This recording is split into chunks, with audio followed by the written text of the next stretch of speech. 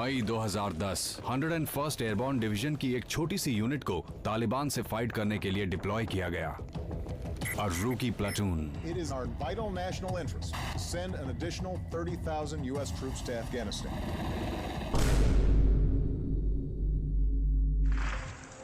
Deployment का लगभग आधा वक्त बीत जाने के बाद सिचुएशन और भी बुरी होती जा रही थी। यहाँ जितने भी लोग हैं मेरी बात ध्यान से सुने। हमारे ऊपर चारों तरफ से अटैक्स हो रहे थे।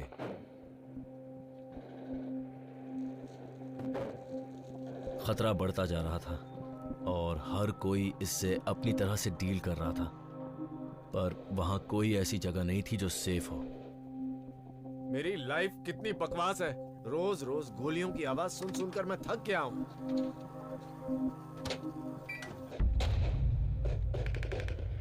सबको बता दो कि ऊपर जो घर बने हैं वहां दुश्मन बैठे हैं। जैसे ही कोई बाहर निकलेगा वो अटैक कर देंगे। अजीब हालत हो गई थी। सभी लोग इरिटेट हो रहे थे, गुस्से में थे। I mean, कोई आपके ऊपर लगातार 20 दिनों से अटैक करता आ रहा है। कम से कम एक दिन तो हम पर हमला ना करें। Give me a break. Let's go! लेकिन एक पॉइंट पर आपको ये रियलाइज हो जाता है कि अगर गॉड यही चाहता है कि आप मारे जाएं, तो आप कुछ नहीं कर सकते, कुछ भी नहीं। आपको ये डर अपने अंदर से निकालना होता है जिससे आप आगे बढ़ सकें। ओह, बहुत पास से निकली।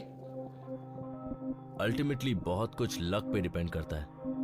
कभी गोली मेरे चेंज लेफ्ट से निकल जाती, कभी चेंज राइट से, कभी मैं तेज दौड़ने की वजह से बच जाता।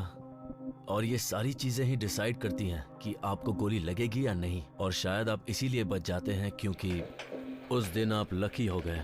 लेकिन इस बात की कोई गारंटी नहीं कि लक अगली बार भी आपका साथ देगा। अगर आप इसके बारे में बहुत ज्यादा सोचेंगे तो कभी भी सुकून से नहीं जी सकेंगे। इसीलिए आप खुद से कहते, हाँ वो बुलेट दीवार से होती हुई मेरे मैट्रेस में घुस गई, लेकिन उस वक्त मैं वहां नहीं था, इसीलिए क्या फर्क पड़ता है।